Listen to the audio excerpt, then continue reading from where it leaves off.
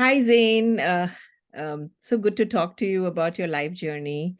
And you just shared with me that as a child, when you were growing up, you saw signs uh, that, anger related and depression related, and you got help. What were some of the signs, and, how did you get help? How did your family help you out? Mhm.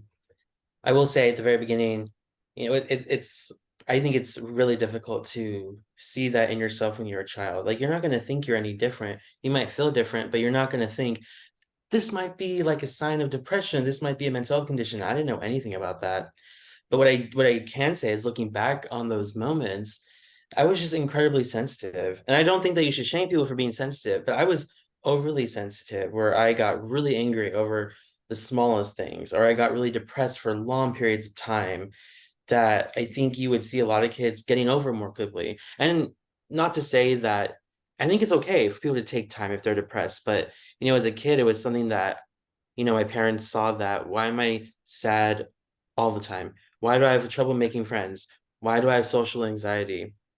Yeah. So a lot of different things that, my parents were thinking about and how they helped me was, someone in my family, they had a direct experience with mental health. And so they knew about the process of finding professional health care because it is a long jungle you have to go through if you really are not aware of the mental health resources. It's one thing to find them, but then Yeah. to navigate them is a whole process. And so luckily they kind of already knew, which Yeah. is pretty advantageous for me, because they were able to get me help relatively fast. And they already knew people in the mental health space, and they started helping me with getting professional mental health care.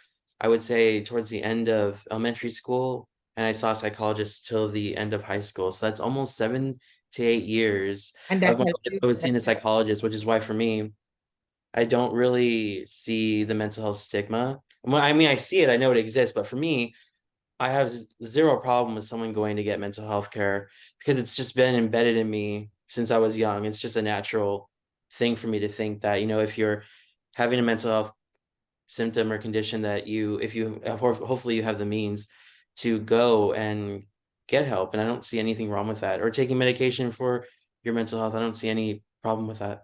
Yeah.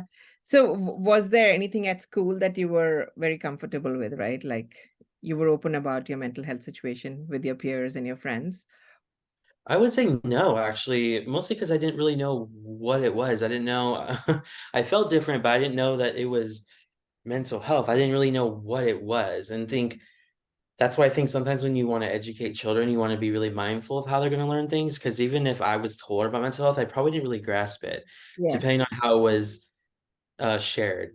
But I wasn't really open kid, to be honest. So I don't remember if I was or not, to be honest. Yeah. But yeah, and it wasn't just that. Like I didn't just have the professional help in outside of school. I also had help in school. So I was on a 504 plan for being neurodiverse because Yeah. I had horrible attention issues. I had a hard time concentrating in class, and homework was a huge challenge for me. Like it was very difficult for me to complete assignments because I was always so distracted.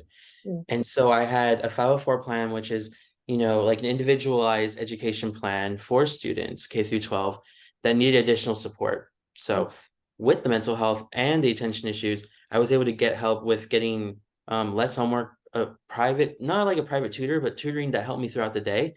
And I would attend sessions. So like I think it was every week or every other week, I would see like an on-site counselor, and we would just talk about my emotions, give me methods on how to deal with them, how to write about them. We would also play games and stuff. And I always looked forward to them because it was a time where I could openly talk about my emotions to someone that, was very open and welcoming and really friendly about it.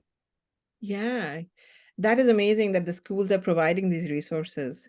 But even like for the schools, what was the trigger that they decided that, you needed help? It was just that you could not concentrate in the class, or you were getting bad grades, or somebody complained, or your parents, like, what was it?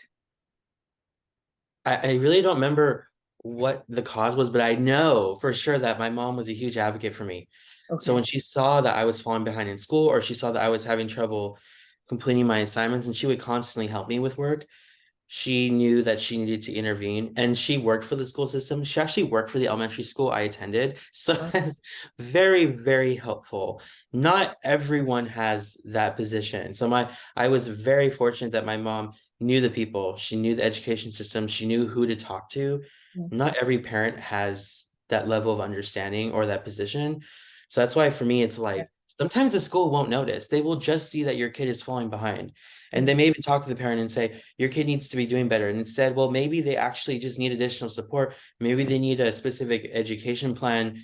And sometimes teachers are not looking at it that way. They may be looking at this kid's a slacker. This kid needs to become more concentrated. And it's like it's not super simple. And if a kid is not concentrated in class, there may be something there that you should be exploring and not kind of shaming them. yeah. Especially since this is a pivotal time in their development as a kid. They shouldn't be shamed for that, and they should be maybe getting additional help. So teachers need to be mindful as well. Really amazing what you talked about. And then you have also started a magazine, right? Uh, Mhm, yes. and is that one of the ways to address, help others as well as address what you've gone through? Let's talk a little bit about your magazine. Absolutely. And I didn't share that, after I stopped seeing a psychologist towards the end of high school, I went to university. I felt relatively better. I felt like I had the tools to manage my emotions better. But you know what? Sometimes you never anticipate what life is going to hit you with. And if you're truly mentally prepared for that, and that's why even now, after years of graduating from university, I'm seeking a psychiatrist because I'm working and I have a job that has a good plan where I can get a start. So like start as early as you can, especially since I also think it's good to start when there's no crisis. Yeah, Like if you're starting to see that you're getting a little sad or you feel a little anxious, think about seeing someone or think about finding that support. Because sometimes what people do is they'll wait and then they'll have a crisis or they're suicidal and they're at almost their breaking point. And then again, you might have to wait a month and a half to see psychiatrists. And you really don't, time isn't something you have at that moment. yeah, But unfortunately, there may not be someone to help you, which is why you should be really like proactive in your mental health as well as your physical health. yeah. Anyways, so there was a time in university where I was suicidal. I was engaging in self-harm, really tough time with a lot of different things happening. I ended up leaving the semester. I didn't drop out, of course, but I just left the semester. I withdrew Mm. and I determined to reevaluate my life. And I got more engaged in the mental health community. I You go found back. people that, yeah, I found people that were very well aware of the space. I volunteered for organizations. I Mm. told myself that what I needed was important and there's nothing wrong with asking for help. And even though I went through a whole fraction of my life, a big fraction of mental health care, there still is the fear of reaching out for help. And as I mentioned before, I don't see the mental health stigma. And even though I may not even see it, like I have no problem with getting mental health treatment, Yeah, but then there's still something there that yeah, still kind of impacts your consciousness that, oh, there is something wrong with it. And it's completely wrong. But yeah, it's the culture we kind of live in that you still feel it no matter what. It's always gonna be in the back of your head. There is some shame associated with it. But anyway, so after all that, that's where I became a real advocate. I wasn't an advocate before. I just was someone that had the lived experience and I was trying to manage it. After being suicidal, after going through all that, I told myself, there's a whole community here that I want to tap into, and I want to help others too. I don't want people to go through what I've gone through, and people have gone through a lot worse.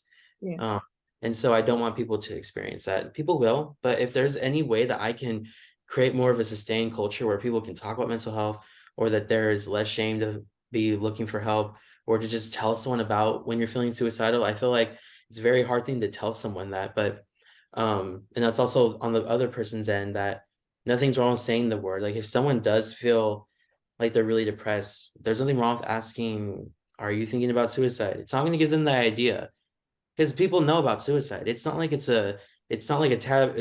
topic people don't know about. And you yeah, mentioning is not going to put it in someone's head, especially with the way you frame it. If you're framing it as, are you thinking this? Um, then yeah, that would not plant the idea. I think another misconception that people have, and that's why people are afraid to mention it because they're worried about that. But the studies show that won't happen. So definitely consider bringing it up to someone that you're really concerned about, and just show up for people. yeah. So so then there's that. I know long answer, Yeah. but just kind of set me up to be more of an advocate. Yeah. So when COVID happened, I wish there was more conversations about mental health, because like I feel like mental health was a huge topic that a lot of people were talking about. Even in like, I was in a lot of mental health spaces, but even outside of those spaces, people were talking about mental health because it was drastically impacting a lot of people. Yeah.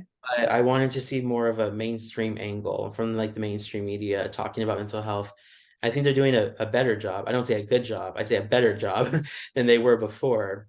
And I decided, I was actually taking copy editing, which was a class at my university. And our final project was to start a publication. It was just this class project, but I decided to make it a real thing about positive mental health storytelling. And that's what I did. I started it with my friend Michelle, and we wanted to see just a platform for positive mental health. And there are platforms out there, but one we wanted to see and we wanted to spearhead. Yeah. So yeah, I really applaud you for, taking charge of your own mental health and helping others, right?